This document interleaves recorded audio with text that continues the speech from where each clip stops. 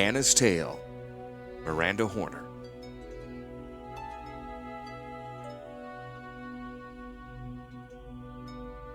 Any sign of him? Hanna asked Miri and Krovax. She felt sure that she had kept her voice steady, but Krovax turned from his position at the railing and gave her an appraising look. No, but then I don't see how he could survive that fall, Hanna. Even if he did, we wouldn't be able to... I agree with Hanna, Miri cut in without turning from the railing. We must land to fix the ship. I would like to give him a decent burial if we can find him down there. Hanna joined Miri at the railing, looking at the dense treetops poking through the ever-increasing mist. Visibility's low, and Weatherlight isn't in very good shape. Not only are we descending quickly, but I've checked the Thran crystal. Those Mogs cracked it extensively when they tried to pry it loose. Without the crystal, we won't be able to shift off this plane once we've found Sisay. We have no choice but to land here and attempt to repair the ship. Do you see what I mean about the superiority of sorcery over artifacts, Hanna? Came a voice from behind. The wizard adept Ertai moved into position next to her, his expression even smugger than his words. Because we're dependent on that crystal to move between planes, we find ourselves stuck in an untenable position, he observed. If he had had the patience to allow me to develop my magic so that we could make a direct translation to Rath, we would not be marooned here now. Flashes of past lectures that her father Baron had given her while she was growing up passed through the navigator's head. Grief for the loss of Gerrard, mixed with the anger that her father's arguments, now put forward by his pupil, always brought to the fore. To prevent Ertai from seeing that his words flustered her, Hanna mentally counted to 3 before replying, "When you come up with a sorcerous way to shift between planes, come talk to me. Until then, please continue helping Orem with the wounded as Miri asked you to earlier. We have very little time before we land." "Well, be assured that I will," Ertai said, sauntering back toward the healer. "No doubt I can show her a more efficient way of healing." His voice passed out of hearing. That one must always have the last word, Miri commented while scanning the forest below. For him and for your father, sorcery is the final answer to everything. Yet this ship and the legacy clearly indicates otherwise. Miri turned to Hanna with a grim expression. How soon before we land? Orem's voice momentarily cut through their conversation. No, no, she exclaimed. You two should carry him by the shoulders and the feet. Watch out for that wound on his arm. Hanna, Miri, and Krovax looked over to where the healer was directing Ertai and other crew members and moving the wounded below decks.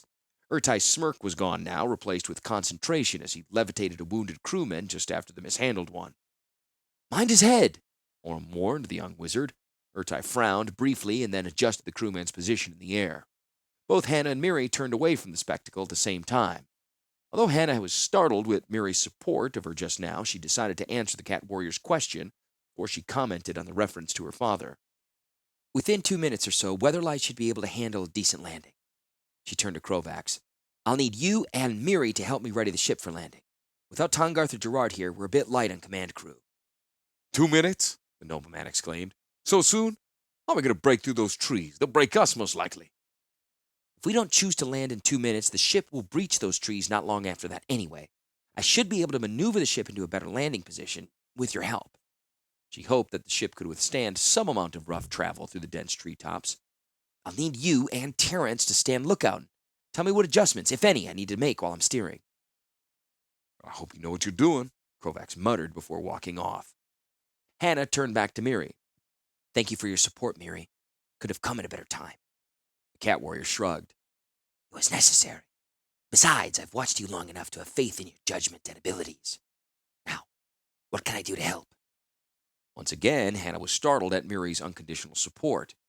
She must have changed during the time she and Gerrard were absent from the ship. Before the moment could leave, though, Hanna seized control of it.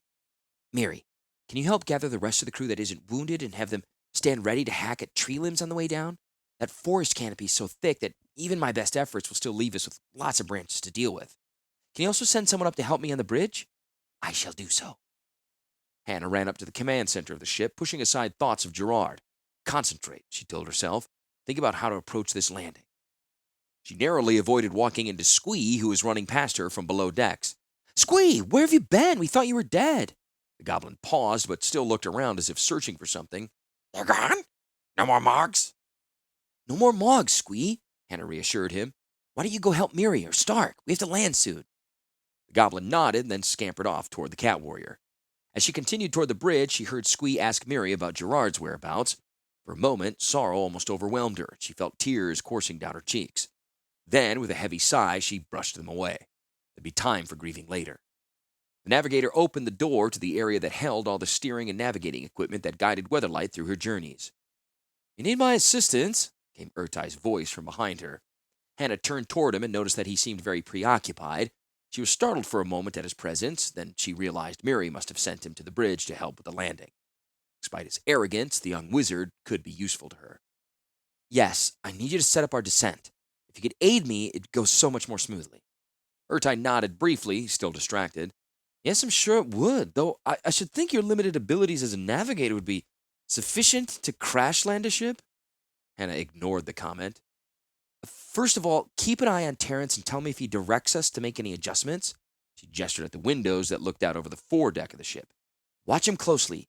This is going to be tricky. If we're to avoid puncturing the hull, then, when I tell you to do so, adjust those knobs over there." She pointed to a bank of controls to the left of the wheel. "You ever had to do something like this before?" Urtai asked as he stared out the windows. Hanna changed a few of the settings, turning knobs and punching buttons before answering. "Not really," she admitted, as she set the approach vector. "With any luck, I'll finally find out exactly how the controls on this panel work." Urtai was sufficiently startled to half-turn toward the blonde navigator. "Find out?" he exclaimed. "You mean to say you don't know what all these things," he gestured to the array of protuberances around them, "all these devices do?" "Making my knowledge of this particular station almost complete," the navigator finished calmly. She stared out the window, nudging the wheel this way and that. "My training in artifact studies at the Argivian University, along with some good instincts in matters dealing with artifacts, has been of great help in learning about this ship, but the fact is, no one on board Weatherlight, not even Sisay, knows all about this ship. Sometimes it seems as if it's changing beneath our feet, finding new ways of doing things." Hanna turned toward Urtai, who was staring at her, looking as astonished as it was in his nature to be. "My experience has led me to believe that the purple level with the iridescent markings allows the ship to make controlled falls. In past tests with this knob," she continued, "the ship seemed to fall for a limited distance. Over time, I changed the setting and pushed the knob to see what happened. Depending on the setting of the lever controlling the wings and the marking on the purple knob, the ship drops straight down at a certain speed for a certain distance." Urtai's eyes never left the window. His hands moved this way and that, relaying signals from Terrence, who stood on the far forward deck, leaning over the rail, watching the treetops as they drew ever closer. "The Weatherlight still holds some mysteries for you?" the young wizard asked. "Quite a few, actually. Discovered a lot of them, but just when I think I completely understand something, I find out that some other knobs, levers, or buttons have more of an impact to the one I'm testing than I originally thought." Hanna shrugged. "I think I've got enough of an understanding of this particular knob to use it to bring the ship through the canopy of trees so to land below with minimal damage. Hold on to something, just in case," she added with a half smile. Now that she had set the ship for a straight course instead of the spiraling one that they had been on, the navigator moved over to stand by Urtai at the control station. "During my time aboard Weatherlight," she told the young man, "I've discovered what most of the controls on the navigation command stations do. However, my understanding of the station that deals with plane shifting is not as complete." She pointed to a panel to the right in the central command area. "Since the Thran crystal's damaged, this is dark. The command panel, however, seemed to be in good working order." Hanna lifted a long tube and blew into it, preparing to make an all-hands announcement. "Is this crew ready?" she asked Urtai. "I believe so." Looking out over the foredeck, she noted at a glance that Orem had finished taking all the wounded below decks. Stark and Terrence were stationed at the front of the ship where she and Urtai could see them. Miri, Squee, and the unwounded portion of the crew waited with machetes and other weapons to help the ship's progress through the trees. They looked as ready as they ever would be. "Prepare for descent," Hanna announced into the speaking tube. "I'm taking the ship down now." She feathered back the ship's long wings delicately. "Stark, Terrence, we should be heading for that dip hidden by the fog. In about 5 minutes, we should be over it. Wave to me just before we reach it." She moved over to the navigation station to prepare the controlled fall that would be necessary to sink through the trees. They had first passed over the fog-filled dip in the trees. She had noticed that it seemed to be one of the few areas with less trees clustered together. She hoped they'd be able to sink to the earth without causing too much damage to the ship. "Urtai, please stand over here and be ready to push the green lever all the way down," she told him after setting the wings into a flat position. "I'll take over the command station now." Urtai nodded and moved over. Now she had a few minutes to think before she needed to implement the navigation changes on the command panel. In the past, Sisay had stood at this panel, ready to translate her navigation commands into reality. Even further back in time, she remembered, it was Gerrard who had stood there. Now, both he and Sisay were gone to fates unknown. Although she missed both intensely, Gerrard's questionable fate caused her more pain than Sisay's absence had. She remembered her first meeting with Gerrard. Sisay had brought him on board, accompanied by Miri and Rafellos. He was sulky, almost like a child, yet he somehow knew that he would be important to her. Past battles taught her to rely on his steadiness, while causing her to worry over his well-being. Most clearly, though, Hanna remembered the moment when she realized the true depth of her feelings for Gerrard. Those feelings had given her the most joy in her life, as well as the most pain. The joy came from the knowledge that he was someone she could love without reservation, that he seemed to have warm feelings for her. Her pain had come in a sudden jolt when, just as she and Gerrard were on the brink of a full understanding, he deserted both her and the ship. At first, she thought she was somehow responsible for Gerrard's decision to leave the ship. In time, her usual good judgment and wisdom prevailed. She was not, she thought wryly, the center of the multiverse, even if she wanted to be for him. Gerrard's decision had been reached out of his own agony of self-doubt. She was no more than one of the many factors in his calculations. Once she got through the phase of self-blame and self-doubt, however, Hanna had to deal with the pain of his absence. As in the past, when she had to confront the pain of anger that her father dealt her, Hanna fell into her old solution: work. Since childhood, Hanna had been intrigued by puzzles. This was one of the reasons she had pursued the study of artifacts so avidly. Because Weatherlight was part of a collection of artifacts, it sparked her interest. After Gerrard's departure, Hanna, with Sisay's enthusiastic support, threw all of her spare time into trying to understand how the Thran crystal worked. The time that she spent on this puzzle brought her even closer to the ship. Occasionally, she found herself thinking of the ship as part of the legacy, after all, and thus possessing some deeper destiny, as having some type of base intelligence, perhaps a very low level of self-awareness. She would suddenly understand what function a certain control performed, and the leap of understanding felt like more than just an instinctual guess. Somehow it seemed guided. Of course, Hanna never shared these thoughts with anyone else. Telling people that a ship, even an artifact ship, had an intelligence might cause them to doubt her sanity. Once again, Hanna's brow furrowed. She had tried to grab for Gerrard as he fell over the ship, but he'd been out of her reach, and as he battled the monstrous commander of that other ship that had fallen upon them so suddenly from above, images of him falling to his death caused a renewal of that familiar yet sharper pain. If he were dead, as Krovac suggested, what would she do? What would they all do?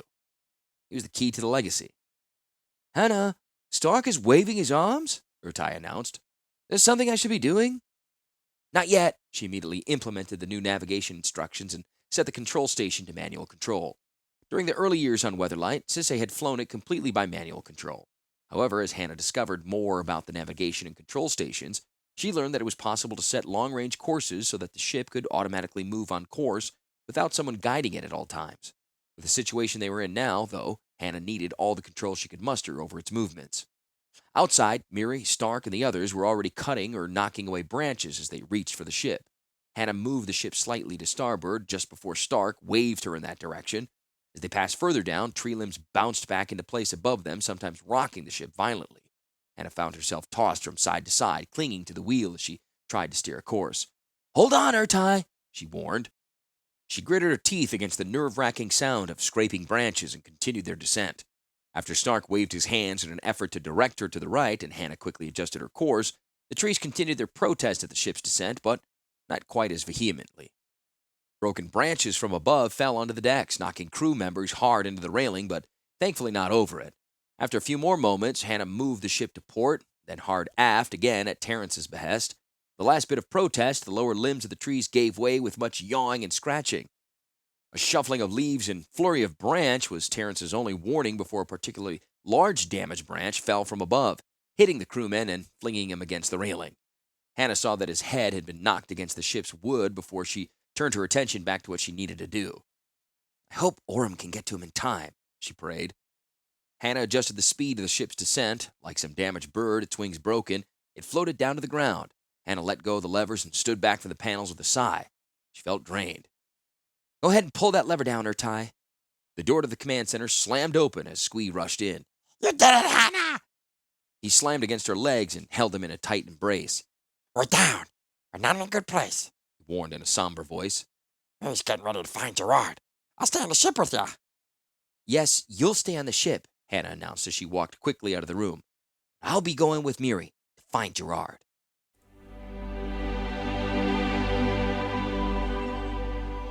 Outside, the crew were already collecting the broken tree branches that had fallen onto the ship to throw them overboard. Miri was poised on the railing and looked as if she were about to jump to a nearby tree and shinny down it. Wait, Hanna cried out. I want to go with you. Miri turned around. It's not necessary. You'd stay with the ship and direct repairs on it. Hanna leaped over a limb and ran to stand beside the cat warrior. The others can handle the ship's repairs. Once they get the decks cleared, the crew can start working on repairing any hull damage while Orem, Krovax, and the others bury the dead. Orem, who was standing nearby, turned when she heard her name. Of course we can take care of this. Go find Gerrard, she said brusquely, immediately turning back to direct the crew in the removal of a large tree branch covering Terrence. The crewman was apparently unhurt, but his body was pinned against the deck. Several of the crew strained as they pulled at the heavy branch. Suddenly, with an impatient grunt, Krovax brushed them aside and with little apparent effort lifted the branch and tossed it high over the side. Orem stared at him and started to say something to Hanna, who was, however, too absorbed in her argument with Miri to hear the healer. Well? Hanna asked. The crew knows what they're doing. Sisay trained them well. Miri stared at her, her green eyes large and unblinking. I need to see him. Dead or alive, the navigator added softly. Miri shook her head. With Tanga's gone, I am ranking mate of the ship. You must have my permission to leave Weatherlight. Not that I wouldn't leave anyway, Hanna thought. Miri, as if she'd read the navigator's mind, gave a slow nod. Yes, we are sisters in this concern of ours, she said. Then she turned and with a fluid movement, leapt from the ship onto a nearby tree. Before Hanna could follow, Orem came up from behind her and placed a water skin into her hands. You'll need this. If you need food, you've been gone too long. Hanna nodded her thanks, threw the strap of the canteen over her shoulder, and gathered herself for the jump. Fortunately, the tree consisted of two main trunks, forming a V that allowed her to get a foothold. Once she made the leap, scraping her hands on the rough bark in the process, she cautiously made her way down to the ground. The ground, however, she discovered, consisted of the twisted roots of the trees and murky water. Looking around, she saw that Miri had already moved several trees away from the ship, carefully jumping from root to root. Hanna moved to Miri's side. This place is strange. I don't see any dirt, just roots and water, Hanna declared, a hint of wonder in her voice. Now that Hanna could look around, she noticed many more details about the forest in which they found themselves. Thanks to the hole knocked into the forest's canopy by Weatherlight, she could see several yards out from their current position. After that, the tall, thick trees allowed little light to filter down. If the whole area consists of tree roots growing from water, Hanna thought, the lack of light could prove to be a problem. She bent down to look more closely at the water pooled between the roots. Startled at what she saw, she glanced up at Miri for confirmation. Yes, the trees grow out of deep water, Miri stated. Don't fall in. Things probably live down there. Hanna straightened up and nodded a little fearfully. In the murky depths of the water, she had seen something staring up at her. It wasn't her reflection. Let's keep moving, she suggested.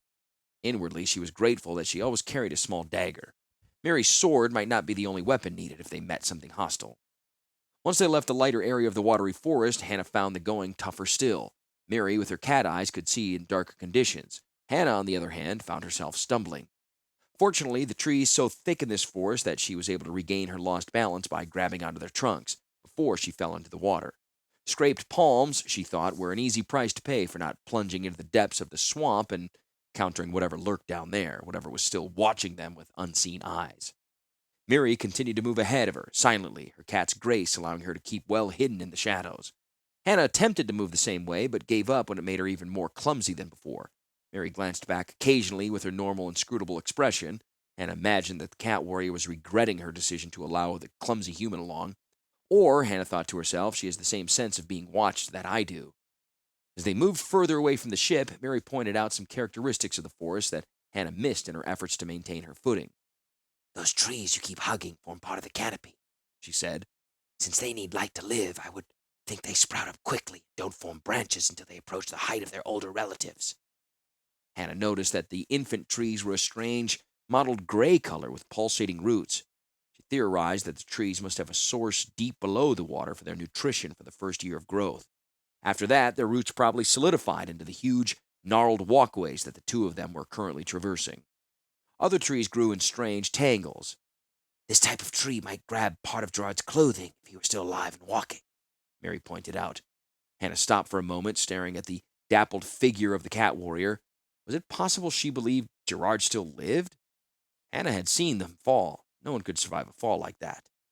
The limbs of these trees held many sets of branches, causing them to spread out instead of grow up.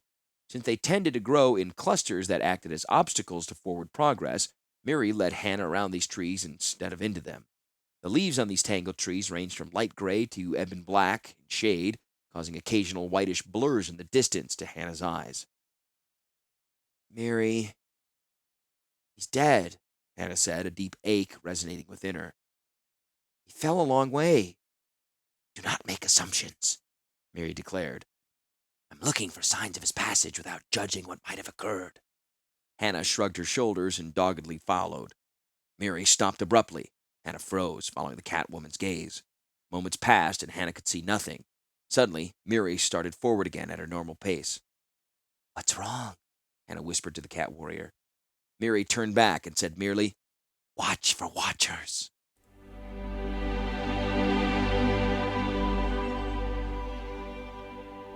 Mary and Gerrard had joined the crew of Weatherlight at the same time, but Hanna knew little of Mary's past.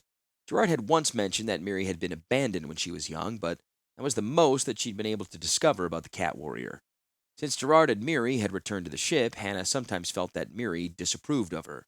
She couldn't pinpoint exactly what made her think this, but Mary clearly trusted no one but Gerrard. The cat warrior had once said as much to Gerrard within earshot of Hanna. Ahead of her, Mary paused again. This time, as they waited, something winged in front of them and continued on into the darkness of the forest. A mournful cry echoed off the trees and water for a few moments. Then the forest swallowed it up. Once again, silence took over. Mary turned back to Hanna. Something besides us startled that creature, she whispered. That is strange if our watchers are as skilled as I think they might be. Keep an eye out. Hanna nodded shakily, followed Mary. They walked for some time before Mary stopped them again, putting out a hand in warning. Something is following us closely, she whispered back to Hanna. Remain still. They stood still long enough for the navigator's muscle to start cramping. Around them, the forest remained silent. Then there came again that mournful cry, echoing through the vastness of the swamp. Hanna noticed that now and again bubbles rose to the water's surface at their feet. Before she could bring this to Mary's attention, the cat warrior motioned them forward again. As Hanna stood up, she noticed the bubbles beneath them were growing larger. Something white glimmered below the surface of the water, slowly growing in size. She saw a humanoid form with light-colored hair moving upwards. Hanna, Mary whispered. She looked up for a moment, then back down. The form was gone. Shaking her head, she moved over to Mary. We're still being followed, Hanna. Please stay close by. I don't wish to lose another comrade so soon. The cat warrior gave her companion a look of startling intensity. Hanna was surprised to hear this sentiment. I wasn't sure you'd care that much, she whispered in return without thinking. Mary turned away for a moment, then looked back at her. I didn't like you when we first met. I admit that. But I changed my mind about you a long time ago. Then, with an abrupt change of subject, the cat warrior said, Now that you've figured out how to walk in this forest, watch our backs for us. Something strange is happening. Hanna did her best to look behind while moving forward, but it took every ounce of her concentration. They traversed several hundred yards of the forest with no sound but the steady drip of moisture from the leaves overhead. There was a whirling blur of motion from before them, a wave of water that swept against the tree trunks with a sound that beat back the silence. The two companions staggered back as a feral snarl filled the thick, damp, heat-laden air.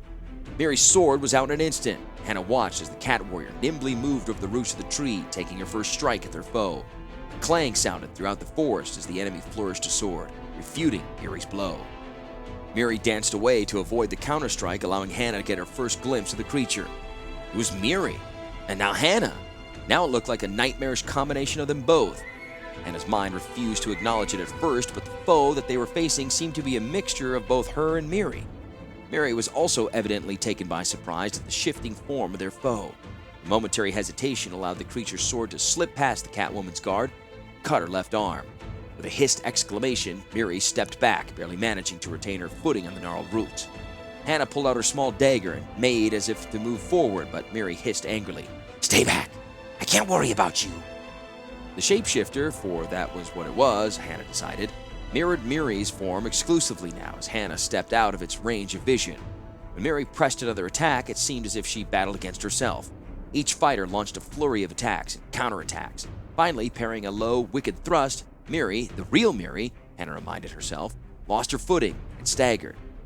The shapeshifter's sword bit into the cat warrior's left leg. Miri stumbled, trying to catch her balance again. Hanna lunged at the pair of fighters. The shapeshifter hadn't seemed as fast when it tried to take on both her form and Miri's. Some part of her mind told her that she didn't have the same grace or quickness possessed by Miri, so the shapeshifter took on part of her own form and lost some of the agility and speed that the cat warrior had. Miri regained her balance and pressed another attack. Hanna, with her dagger ready, circled around behind Miri, attempting to position herself within view of the shapeshifter while maintaining a good distance from the fight. The shapeshifter saw her, and its body twisted and melted, began to take on some characteristics of Hanna while losing some of Miri's. This abrupt shift caused it to lose some balance and allowed Miri to strike a good blow to its sword arm.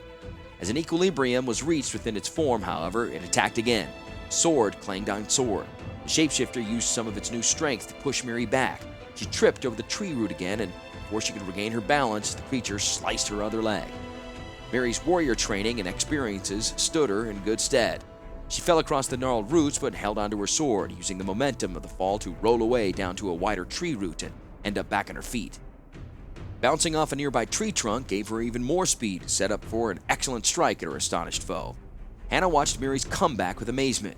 The cat warrior hacked a blow through the shapeshifter's chest, at the same time shoving her foe back into a small pool. Hanna breathed a small sigh of relief at the victorious outcome. "How did you?" she started to ask, and broke off as the shapeshifter, now in Miri's form, burst from the pond in a spray of water, mud, and algae. The creature, apparently undamaged by Miri's stroke, sprang at the surprised cat, knocking her against the tree trunk. Miri's sword went flying and would have fallen into the pool of water but for Hanna's quick grab of it.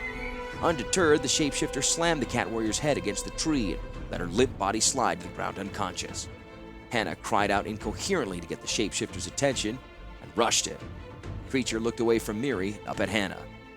Its form shifted with startling speed, but before it could take her form completely, Hanna bowled it over again against another tree. The navigator slipped on the rebound and found herself on her back, precariously balanced on a gnarled root. Fortunately, she retained her grip on Miri's sword and on her dagger. As the shapeshifter and Hanna rose, they both moved onto a wider route. Hanna raised Miri's sword as the shapeshifter moved nearer, feinted an attack. She knowingly left her left side open, expecting the shapeshifter to take advantage of the opportunity. The creature stared back at her with her own blue eyes, but dead and empty of any expression. They narrowed slightly, and Hanna braced to move out of the way of an attack. The creature leaped, and Hanna leaped as well, managing to move out of the sword's path while making a move she had seen Miri execute a few times in the past years. Admiring it, Hanna had practiced it on her own in her cabin aboard Weatherlight. Now she twisted, kicking 1 foot high, aimed directly at her opponent's sword.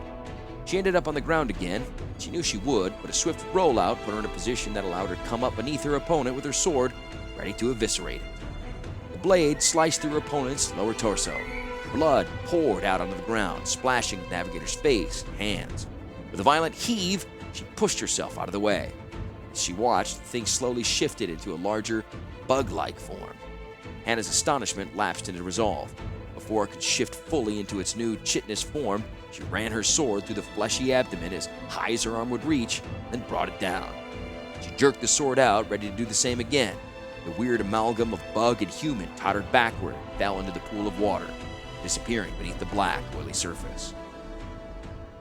The navigator turned back to Miri's still form. Laying the ichor-coated sword beside the cat warrior, Hanna checked her pulse. She breathed a quick prayer and thanks when she found one. "Miri, wake up," she whispered. "Come on, Miri, can you move? We need to leave this area." Miri stirred a little and then opened her eyes. "What happened?" the cat warrior asked. "The thing knocked you out, and then I killed it." She shuddered, remembering how much it looked like the navigator before it changed into the hideous bug thing. The cat warrior was staring at her with unblinking green eyes.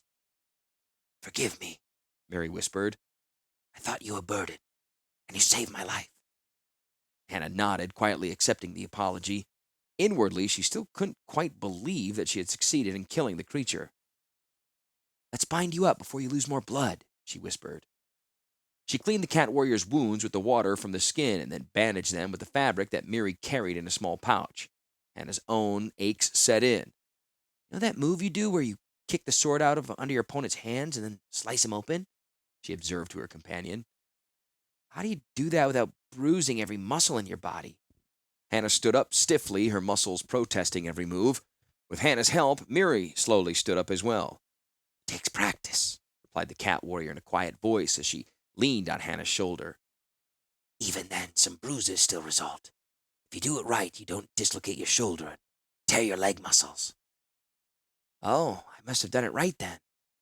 Miri patted her gently on the shoulder, supporting her. Yes, you did it right. I wish I could have seen you. Hanna helped Miri over one root and onto another. I used to watch when you practiced against Gerrard, she said. Then I would practice the moves you two did in my cabin. I don't want to be a burden on others. Miri nodded wearily. We should practice together sometime. I'd like that. Now, let's see if we can find what we came for.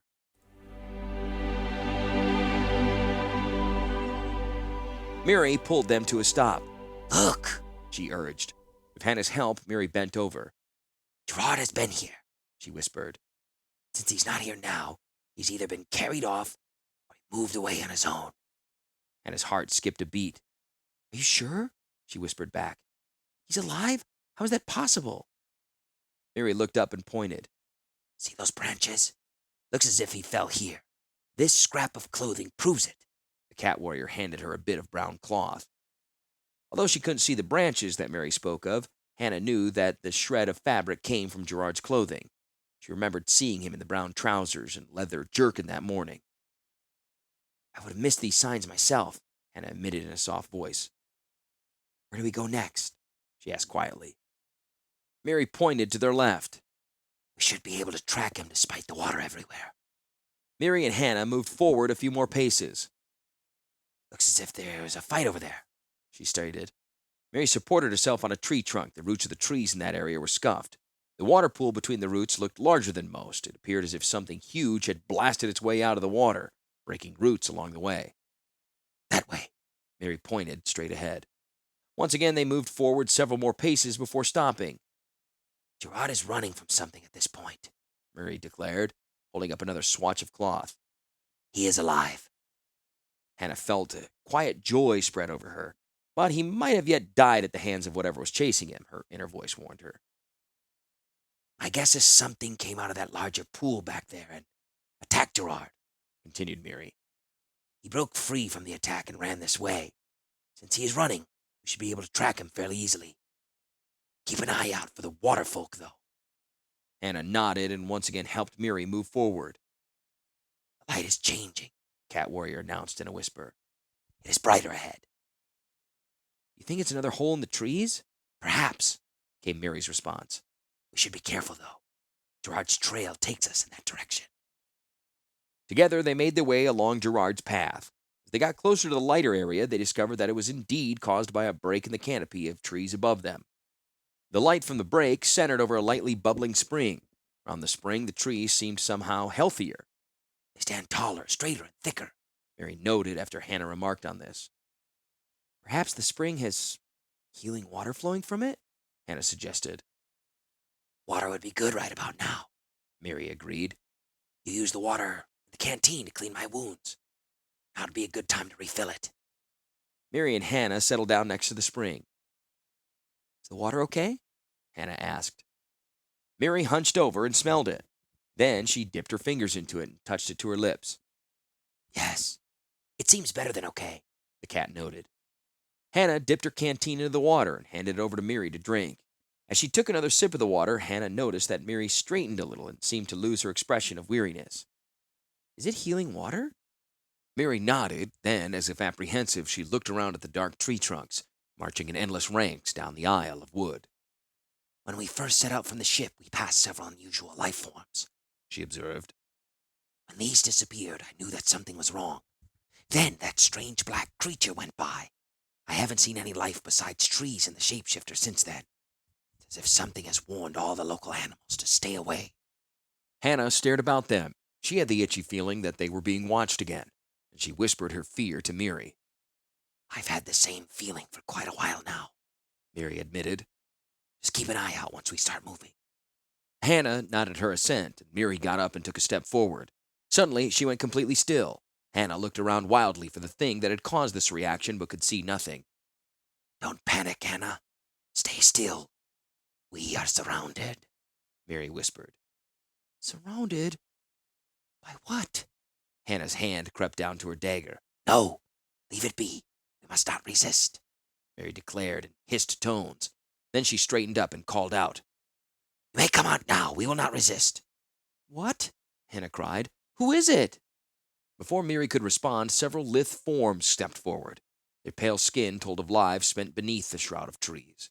Miri stared at them. These elves will do us no harm as long as we do not resist their will, she informed the navigator. Hanna wished she had the cat warrior's confidence. The elves were clad in snakeskin and wielded swords, staves, and polearms. As Hanna watched, about 20 elves revealed themselves. They've been following us for long? She whispered to Miri. We know of your ship and are ready to move on it, answered one of the elves. He stepped forward with 2 sets of vines. Hanna looked at Miri questioningly. Surely the cat warrior didn't mean for them to be captured like this, she thought. Miri gave her one of her inscrutable looks and then held out her arm so that the approaching elf could bind her with the vines. Shrugging, Hanna did the same. After having lived with the Llanowar elves for as long as she did, the navigator concluded Miri must have some insight into the behavior of these elves that was denied her. Where are you taking us? She asked the elf as he bound her wrists behind her back. Another elf took her dagger and Miri's sword and flatly ignored her question. They walked for another eternity before reaching the elves' goal. During their journey, they saw no other creatures, though once they heard the same unearthly howl that had disturbed them early in their search. A massive entanglement of roots supported the many huts of the elves' village. To Hanna's surprise, no water was visible once they entered the village. Their escort immediately surrounded the 2 prisoners, blocking their view of the villagers, although Hanna did see a few younger elves drilling together. Evidently, these elves were always ready for battle. They were taken to one of the larger huts. Hanna noted before being shoved through the door that the building itself consisted of an intermeshing of living roots shaped to form the walls and ceiling of the hut. A light feathering of dark leaves covered the roof, no doubt preventing any rain from dripping into the building. Their escort gestured for them to sit down, untied their hands, and then left the room with all but 2 elves who stayed behind to guard them.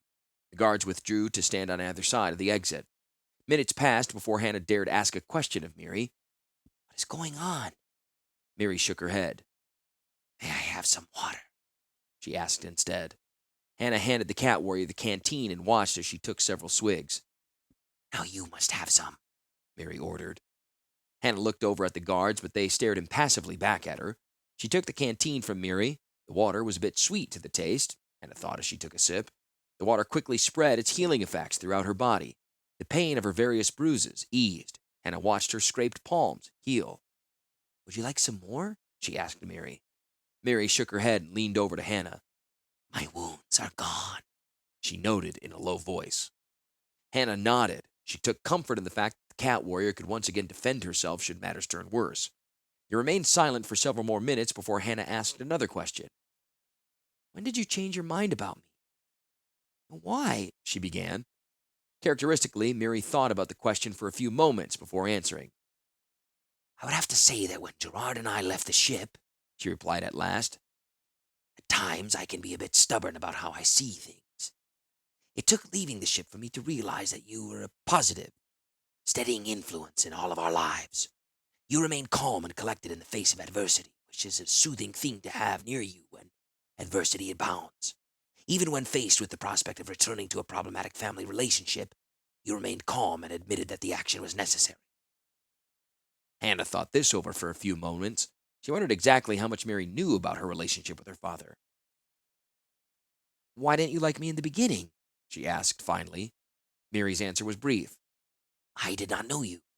Later, when I learned that you had bad relations with your father, I did not understand you. Why? Because I do not have a family and would like to think that I would cherish them if I did, Miri admitted. You have a family and don't? Well, I still do not understand. I know you well enough to now realize that you must have your reasons. Hanna thought about this for a moment. She didn't want to tell the whole story, but she did want to help Miri understand her position. He wanted me to follow in his footsteps so that we could learn more sorceries and make even greater magic spells, she said finally. I was a tool to be used, not a family member to be loved and cherished. She thought a moment, then continued with a sigh. When I started showing an interest in studying artifacts in Argiv, he expressly forbade me to think about it. But you went there anyway. Although Talaria's libraries didn't have much material on artifacts, some of the students had studied the subject, Hanna replied. As students came and went while I was growing up, I found the ones who knew about artifacts and learned from them what I could. Then, to complete my studies, I decided to go to the Argivian University with a student who left the island to study there. Father had already refused to let me study artifacts. Hanna paused in her tale, and Miri asked, Did you tell your father you were leaving? Hanna hesitated before answering, remembering this made her both angry and sad at the same time. Before I left the Argivian student, I tried to tell my father how much studying there meant to me. He didn't understand. Instead, he set a few wards around my room and the island that would have prevented me from leaving. He was very angry when I foiled them. He underestimated my sorcery abilities. It seems as if a lot of people underestimate you, Hanna, Miri said wryly. What happened then? I received a letter from him telling me that I must return. Your duty is to sorcery, not artifacts, he wrote. Hanna shook her head. Not once did he say that he missed me or loved me. She sighed again. I didn't see or talk to him again until you and Gerrard joined us to help find Sisay. Several minutes passed before Miri said in a soft voice, Still, having a father whom you dislike and who misunderstands you must be better than having a family that disowns you completely.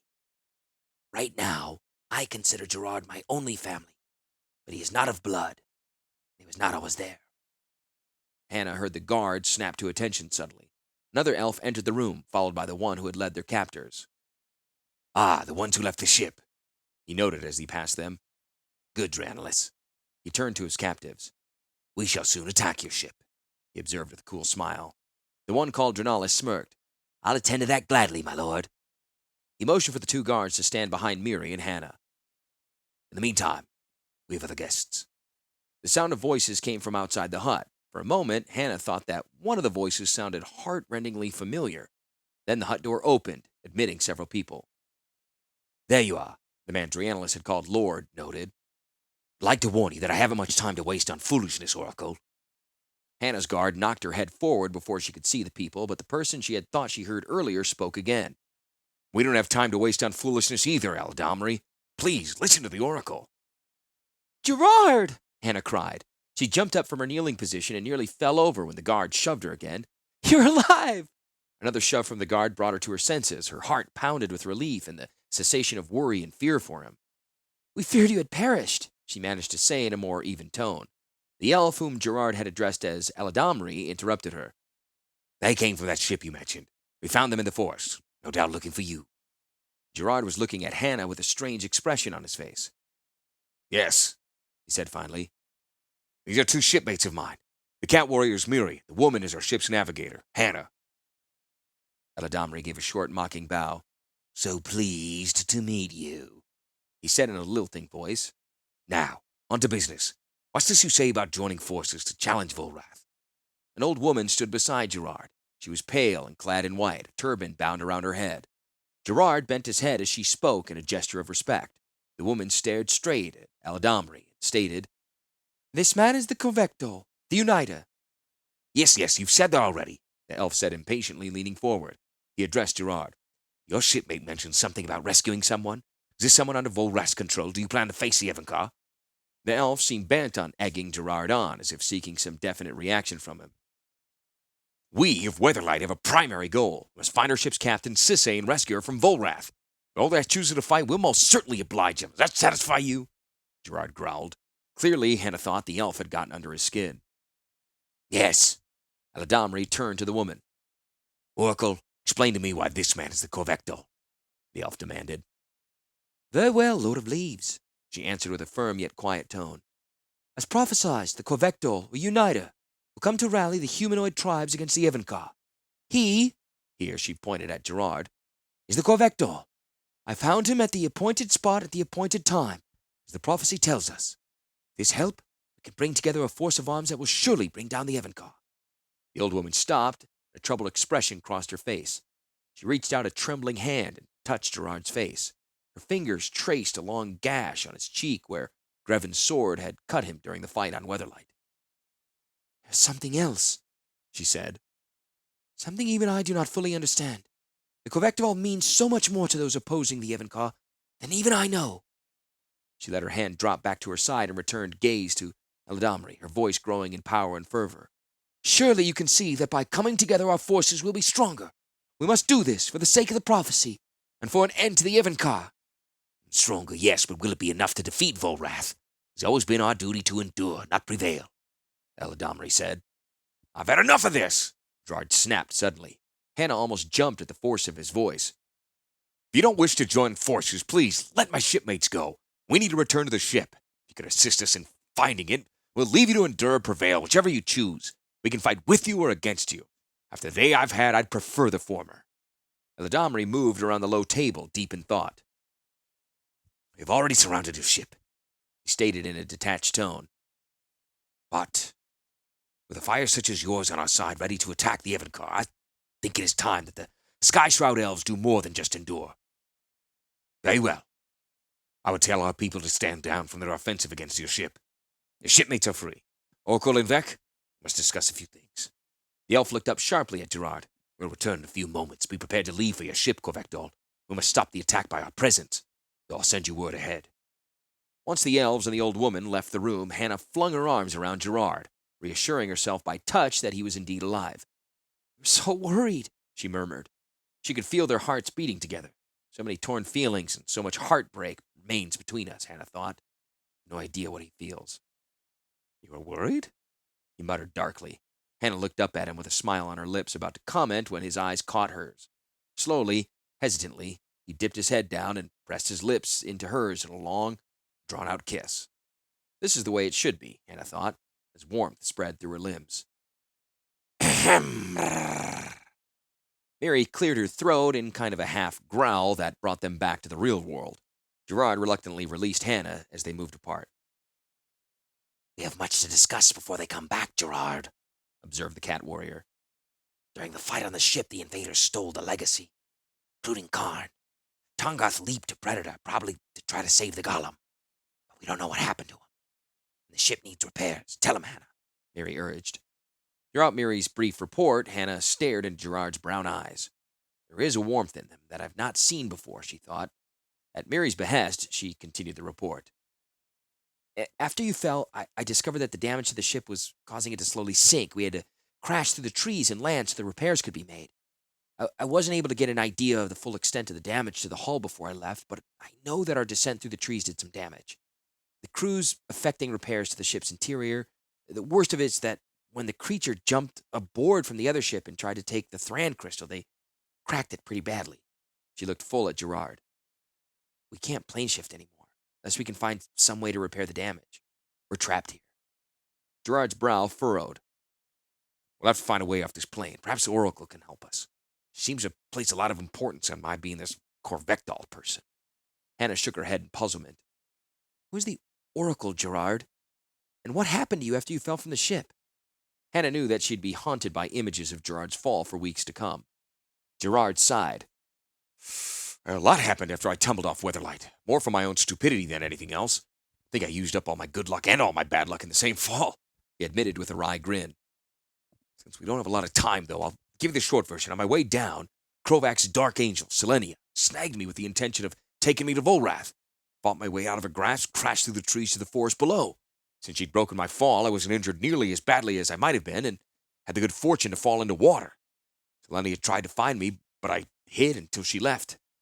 He shuddered slightly and continued.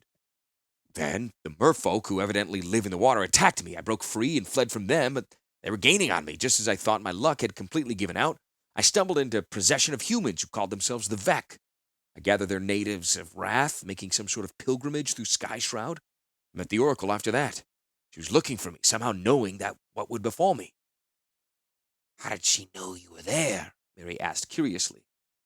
She has the gift of prophecy. So she knew just where to look, evidently, Gerrard explained. Somehow she knows that I'm the Corvectol, the one who will unite the human tribes to fight Volrath. This prophecy holds great importance to these people. In fact, the Oracle told me she doesn't know the full ramifications of the arrival of the Corvector. My thinking is that I'll work with this situation and turn it into our own ends. I don't really care if I'm their uniter or not. So what is our next step? Hanna asked. We must get back to the ship and ensure the elves don't attack it, Gerrard declared. Then we must find a way to repair the ship and the Thran crystal. After that, we find Sisay and now also evidently Tangarth and Karn. The ship that attacked us would have taken the legacy back to Volrath, so we'll continue on to the stronghold, just as we would have done in any case. As Gerrard finished speaking, the door to the hut opened and admitted Aladamri. Hanna wondered for a moment if he had been outside the door listening to Gerard's tale. If so, he showed no signs of it. We must leave for your ship, said the Elf Lord. Are you ready? Gerrard stepped forward, with Hanna and Miri close behind. Let's go! Here ends the tale of Hanna. A dark room. I'm so happy Gerrard survived, Ilcaster sighed. I love a happy ending. The Master snorted. Happy? Who said anything about a happy end? Have they found Sisay yet? Well, no, but... Have they entered the stronghold yet? Well, not yet, but... Had Gerrard confronted Volrath yet? Not exactly, but... In fact, at this point in the story, they had not accomplished anything of their quest. But surely getting the elves to agree to help them fight Volrath was important. Ilcaster pushed back a lock of blonde hair that had fallen over his flushed face. Neither he nor the Master seemed any longer to hear the wind that filtered faintly through the high glass windows and stirred the thick curtains. Both knelt over the chest, its papers spilling out about them, the candle casting long shadows that streamed away across the flagstones. The Master drew packets from the chest, pointing to where the boy should place them on the shelves. As he did so, he continued speaking. Of course it was important, but Weatherlight had a long way to go yet. Well, I thought... You thought! That's your trouble, boy. You're always thinking and never listening. While Gerrard was consulting with Aladamri and the elves, Krovax, Urtai, and Orm were burying their fallen crewmates in the forest. Just as they finished, though, they were surrounded by the elves' patrols, swords drawn. Under the control of elvish magic, the very shrubbery of the Sky Shroud grew around Weatherlight, pinning the ship to the forest floor. Fortunately, Gerrard chose just this moment to return to his crew. While he put the fears of the elves to rest, Aladamri invited them to return to his village for counsel. Gerrard informed Aladamri that the attack that brought down Weatherlight damaged the Thran crystal and enabled them to plane shift. Unless it could be repaired, they would be condemned to forever remain in Rath. Forever? Softly repeated Ilcaster with a shiver. Aladamri knew the elves had not the magic to repair the crystal, continued the Master. He suggested to Gerrard that there might be another way out. A portal. None knew where it led. The Elf Lord also promised that his forces would besiege the stronghold. Nothing else their attack might serve to distract Volrath's attention long enough for Gerrard and his friends to enter the fortress and steal away Sisay, Tangarth, and Karn. For all this talk, Stark sat silent, listening. 1,000 thoughts and 1,000 schemes flitted through his mind. Most he feared the Oracle. She was Envek, while he was Ilvek. Just a minute, interrupted the boy. I don't think I understand. What's the difference between it and N? I explained that earlier? No, Master, you didn't. Though you said Grevin's name was Ilvak, but I thought that was just part of his name. No, you're confused, boy. I'm not surprised. The librarian looked at Ilcaster's eager face and his tone softened. Well, it's a bit confusing at that, I suppose.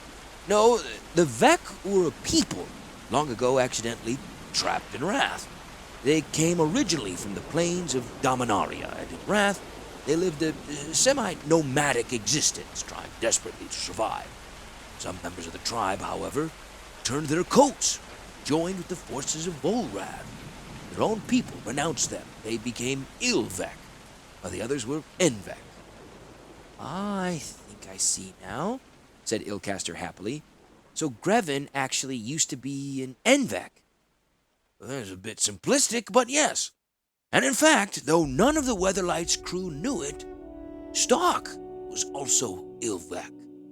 This was what he feared the oracle might discover. And so he watched and plotted.